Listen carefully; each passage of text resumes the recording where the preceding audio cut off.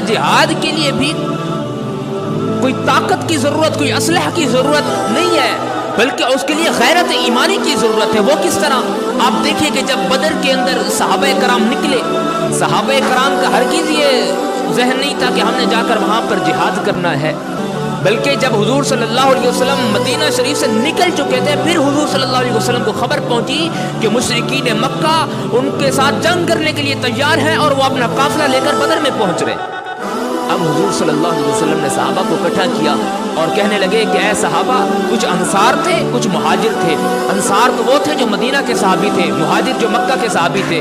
اور انصار نے جب حضور کے ہاتھ پر بیعت کی تو انہوں نے کہا کہ یا رسول اللہ، جب مدینہ پر کوئی بات آئے گی تو مدینہ پر بات آئے گی، اس وقت ہم آپ کے ساتھ کھڑے ہوں گے۔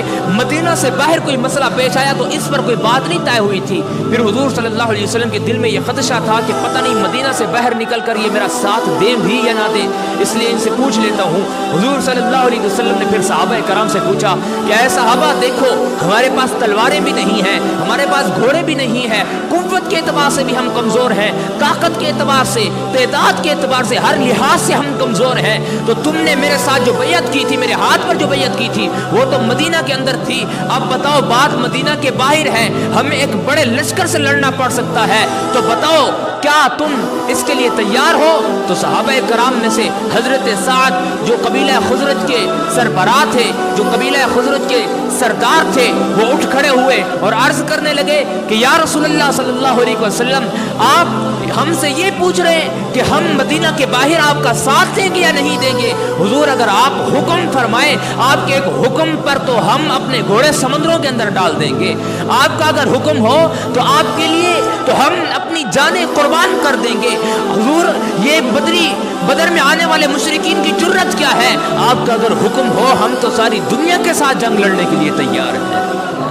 تو صحابہ کرام کے پاس کوئی قوت نہیں تھی، کوئی طاقت نہیں تھی، بس غیرت ایمانی تھی، اور یہی بات تھی جو ان صحابہ کرام کو جو ہے بدر تک لے گئی، اور بدر کے اندر انہوں نے بڑے بڑے سرداروں کو دھول چٹا دی اور بتا دیا کہ اسلام اپنی پاور خود رکھتا ہے، یہ بات بتا دی۔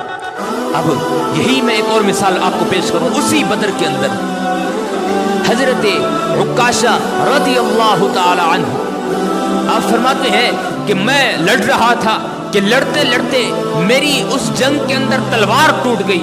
آپ فرماتے ہیں کہ جب میری تلوار ٹوٹی، اب آپ اندازہ لگا لیں کہ وہ کتنا کمزور تلوار ہوگی، جو وار کے ساتھ، سامنے والے کے وار کے ساتھ اس کو روکتے ہوئے وہ تلوار ٹوٹ پڑی۔ یہ تھا طاقت کا عالم۔ آپ فرماتے ہیں کہ جب میری تلوار ٹوٹ گئی نا، تو میں پھر حضور صلی اللہ علیہ وسلم کی بارگاہ میں واپس آیا اور عرض کرنے لگا کہ یا رسول اللہ صلی اللہ علیہ وسلم، دیکھیے میری یہ تلوار ٹوٹ گئی ہے۔ حضور صلی اللہ علیہ وسلم کی کیا شان ہے آپ کی، آپ نے ایک لاٹھی اٹھا کر دے دی، ایک ڈنڈا اٹھا کر دیا اور فرمایا اے عکاشہ، یہ ڈنڈا پکڑو اور اس سے جا کر جنگ لڑو۔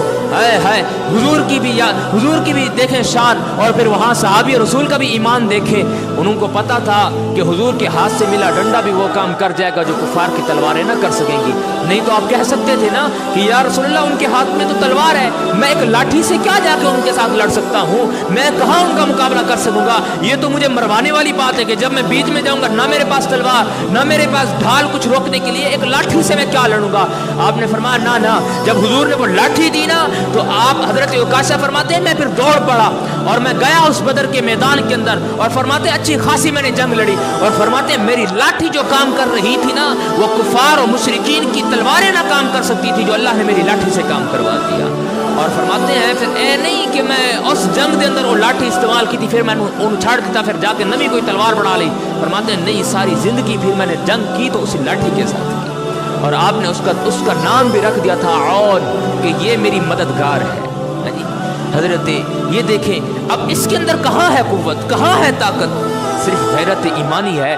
خدا کی قسم، آج بھی اگر پاکستان کی افواج پاکستان کی ماؤں کی دعاؤں کے ساتھ اگر کشمیر کی طرف نکل پڑے نا، تو چند گھنٹوں کا گیم ہے ان کے لیے، لیکن ہزاروں سال سے پریشان کشمیروں کا علاج ہو جانا ہے، ان کی پریشانی ختم ہو جانی ہے، بشرط یہ ہے کہ دل کے اندر یہ بات اٹھے۔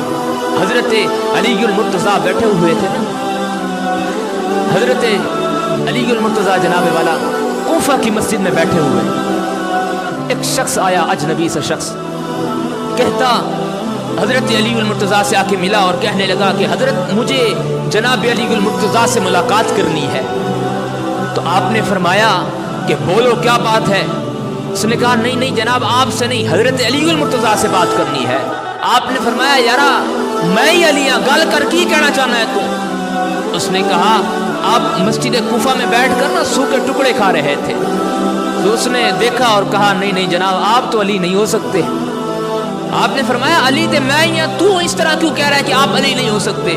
उसने कहा जनाब मैंने तो सुन रखा है कि हजरत अली गुल मुर्तज़ा की शान वो है कि जिसने खैबर का दर्रा उखेड़ कर अपने उल्टे हाथ में उठा लिया था, और मैं आपको देखता हूं कि आप सूखे टुकड़े खा रहे हैं। अब खैबर का दर्रा उठाने के लिए तो बड़े बड़े गोश्तों की जरूरत होती होगी, कुव्वत की ताकत की जरूरत होती होगी, तो आप सूखे टुकड़े खाने वाला वो दर्रा कैसे उठा सकता है, वो दरवाजा कैसे अपने उल्टे हाथ में उठा सकता है। आपने फरमाया और जलिया अली ते मैं ही हाँ, बस बात इतनी है ये जो तू देख रहा है ये हमारी जिस्मानी ताकत है, और वो जो तूने सुन रखा है वो हमारी रूहानी ताकत है।